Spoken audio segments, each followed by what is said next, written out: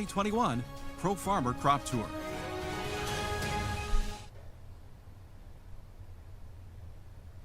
Oh, looks like we can't hear Chip. Final numbers coming up. Go ahead and get started. Yep, Go. There we go. Okay, Illinois corn yield 196.3 bushels per acre. That's up 3.6% from what we found last year on Crop Tour. Soybean pod counts in a 3x3 square, 1279.79, and that would be up 2.6% from what we saw last year on Crop Tour. All right, that's the big reveal. Why don't we get into some of the details now? Do we want to go to some of the crop districts in Iowa, or do you want to talk details on Illinois first? Let's see what John's got queued up here for us next in the next slide. We can do either one. There we go. District 1, which is up in the northwest corner of Iowa, 182.84. Compared to a year ago, that's up 0.9%. District 4, West Central, 201.1, up 16.6% from what we saw a year ago in the west central part of the state. And down in Rogers areas, District 7 in Southwest, 192.47, up 4.2% from a year ago. Now, impressively, look at what that District 4 did not only to the year ago, but look at what it did to the 3-year average. Topped it by 9.3%. District 1 is just a touch below the 3-year average, and District 7 up 4.8% from the 3-year average. That's a very impressive Southwest and West Central results that we got today. Kind of ordinary, I guess I'd call it for District 1. If we talk about the soybean data, Chip, and kind of walk our way through that, give me the highlights. You bet. The pod counts in District 1, 1,089.35, up 2.4 from the 3-year average, up 7.5% from a year ago. 1225.24, that's a very impressive number out of West Central Iowa. That would be up 4.1% from last year and up 1.2% from the 3-year average. 1367.61 down in Southwest Iowa. Good grief. If we're going to find the support for a record or a push up to 58 bushels per acre in Iowa, that might be where it's coming from. Up 17.5% from a year ago and 7.1% from the 3-year average. That's a buster down there in Southwest Iowa. Yeah, I guess we can call that the garden spot, Chip, of Iowa this year. When you look at those monster numbers, Brian, let's take a deep dive into those Illinois numbers. What you saw, let's break it down. Let's look at the average and really give us some perspective here on what these numbers that you found today in Illinois mean. Yeah, so ear counts, I'm going to start there because that's the driver, and up 5% at just over 104. So huge ear counts there. Yeah, I'd have to look back at the data, but that's probably a record, real close, if not. Up 2.1% from the 3-year average. Grain length, I talked about it earlier, and it just wasn't all that impressive.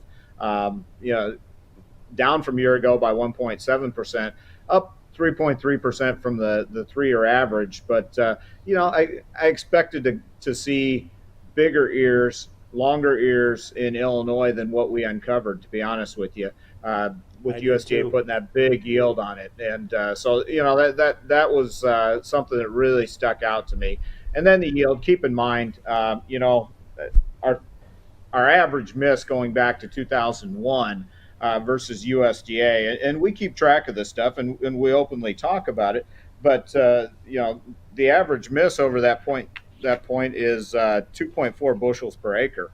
And I did a little bit of looking back, and the 5-year average miss is 10.7 bushels too low. So you start to add that to the number, and we're creeping closer to what USDA was at. In 2017, when we had the second biggest yield ever, we were 20.3 bushels too low. In 2018, when we had the all-time record in the state of Illinois, we were 17.4 bushels too low. So, those are bigger misses in those 2 years when we're really big. And why would that be? Well, to get the really big yields across the state of Illinois, you probably have to have that southern portion of the state, that southern third that we don't go down and sample in, do some heavy lifting. And when you look at it that way, and this crop, based on what we're hearing out of the southern portion of Illinois, is pretty darn good. Well, maybe we need to add more to it than our average miss when all's said and done. And I think that that's something that is a real possibility, and something we'll talk about when we put together the Pro Farmer estimates Thursday night and release Friday at 1:30 Central Time. Chip, I see you nodding your head. You got something to add on that. Yeah, I do. Sherman Newland, who is out here with us on the Western Tour, farms down in southern Illinois. Brian, they picked up another 2 inches of rain last night. It was unexpected. I mean, they've been getting rain when they need it, and it's just he called it about as good as it can get down there in southern Illinois. So I think you're onto something with that. With why when we make a big yield in Illinois, it gets the push from the southern part of the state. Yeah, I think that all the signs point in that direction, or at least most of the signs point in that direction. Interestingly enough, last night in Bloomington, I polled our audience and I just said, okay, listen, USDA put a monster yield on this thing, 214, all-time record for any state. Are you going to be better than that or worse than that? And it was almost 50-50 split. And to get farmers to say that they have better than USDA indicated is like pulling teeth. I mean, and they voluntarily admitted it. There was a couple that were pretty adamant about the fact that so there's some farmers in Illinois that are sitting on just a lot of corn, and they know it. They just have to get it to harvest and in the bin at this point in time. Yeah, let's take a deep dive into those Illinois soybean numbers. Chip mentioned that as Sherwin said last night, he had a couple inches of rain. That definitely was coming at the right time when it comes to the soybean crop. What stood out for you in all of this data that came from Illinois today?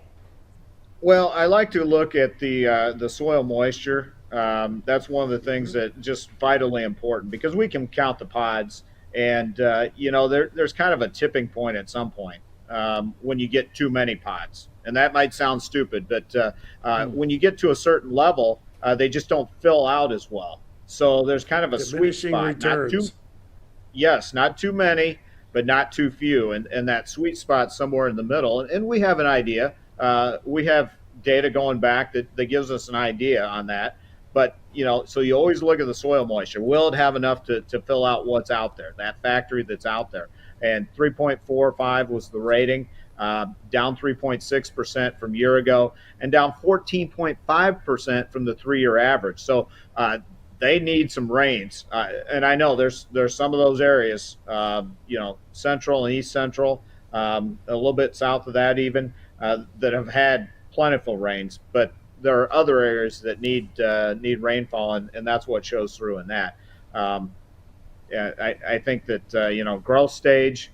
We're seeing a little bit more mature crop than what we have last year and the 3-year average, and so it needs rain, and it needs rain now in some of these areas.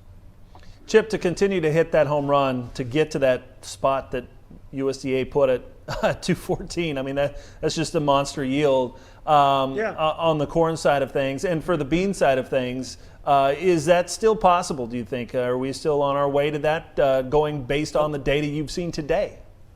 A lot of things have got to go right for that to happen. And I'm not saying that it can't happen. I'm pessimistic whenever you see a number that big. And I'm thinking about how USDA got to that number too, okay? And you look at it over the past couple of years, when it's the producer survey only and no field observations in the August estimate. So it's just based on what the producers are saying. Plus, they've got their own analysis that they're going to put on it as well in coming up with those state-by-state yields. But in good years, they've been optimistic and then had to pull back a bit. I wonder if they've done that with Illinois, but that analysis that Brian presented on how the tour has understated the Illinois corn crop in good yield years, that's very important to consider here and to respect, because if it's got the moisture to go ahead and finish, And if we don't kill it with 3 days of 90 degrees and 30-mile-an-hour winds over Labor Day weekend, if we can avoid something like that and let that crop mature just naturally, you got to believe it might be it might happen. It might happen. Well, and keep in mind, it isn't like we changed what we do in 2017 and 2018 with the big misses those years. We did the same thing we've always done. It isn't that the scouts didn't get us good data. That's a kind of a cop-out type of thing that somebody wants to fabricate. It's something outside of that, because we did the same process. The scouts were as great as they ever have been in those 2 years. They didn't just suddenly fall off a cliff. Same routes, everything. Everything was the exact same. So there is a factor outside of that, and I think it's that Southern Illinois crop that did more heavy lifting in those 2 years and has the potential to do that again this year. Hey, Brian, in order to get that 50 bushel per acre soybean yield that we're hearing from USDA right now, do you need to see tomorrow what Eastern Iowa produces, or based on what you've seen so far, based on what you've seen in the eastern part of the belt, can you say right now, yep, we're going to meet that, or you know what, I have my concerns right now? On soybeans are soybeans in the third week of August. I mean, let's be honest. It'd be hard to estimate them in September, let alone in August. Right. So it's all dependent on the weather. And that sounds like I'm giving you an answer to give you an answer, but that's the honest to God truth, is that soybeans, how they finish and what their late season moisture is so important to that crop and where we finish up in terms of a national average yield. But considering the demand picture that we have today, the possible demand picture that we have for things like soybean oil, do we need a 50 bushel per acre national yield when it comes to soybeans this year? Well, we can't drop much below that, to be honest with you. I mean, you just don't have a lot of supply side cushion. So at some point, you're going to have to ration your demand and you do that with higher prices if you don't have the supply. So it all comes down to a balancing act. And keep in mind, we're talking about the 21-22 marketing year. That doesn't even start until September 1st. So we're a couple weeks away from that yet. There's a lot that has to unfold over the course of the 21-22 marketing year, not only on soybeans, but also for corn, just because of the tight supply side cushion. I know you guys are going to get out to the audience there and answer some questions for them, but while we're on the simulcast here, give us your final takeaway from today. Chip, we'll start with you. Your takeaway from today, going into tomorrow, what you hope to see, what you expect, what your perspective is on Crop Tour so far. My buddy Jay Merriman is sitting right next to me, and both of us wish that we would have bought farm ground in Southwest Iowa 10 years ago. Because the way that crop is producing down there and that area is producing right now, it's unbelievable.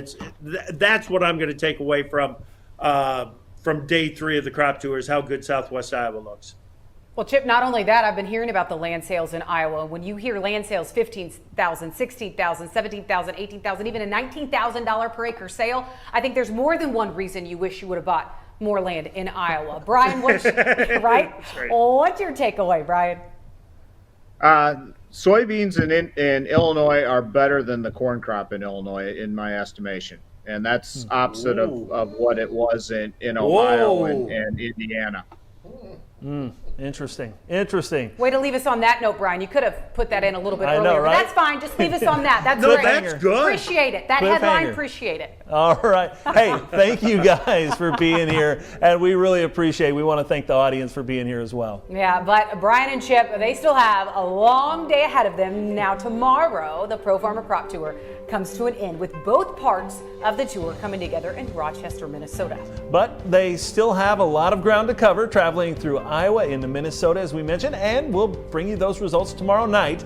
But if you still want to talk about all things farming and ranching next week, Well, we've got an idea for you. It's the return of Farm Journal Field Days, and you can choose to attend in person or virtually. You can visit Whiskey Acres in DeKalb, Illinois, or Silent Shade Planting in Belzoni, Mississippi, or From Farmland out in Colby, Kansas, where Time will be next week.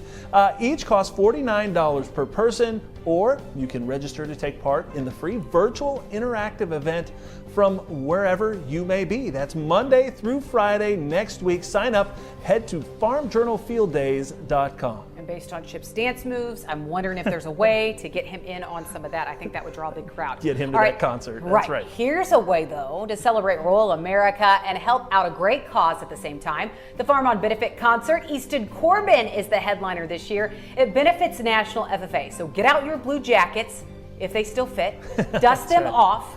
Tune in September 20th at 7 o'clock Central on farmjournalfielddays.com, or you can catch us on RFD TV at the same time this year. And a reminder, we will be back here tomorrow night at 7 o'clock Central to bring you the day results from Crop Tour as we wrap everything up. They mentioned Eastern Iowa. That is a big wild card right now. So what are scouts seeing out there as they also get into Minnesota? We will have those results tomorrow night. Absolutely, we will. And for updates throughout the day from the tour, make sure to check out agweb.com and profarmer.com.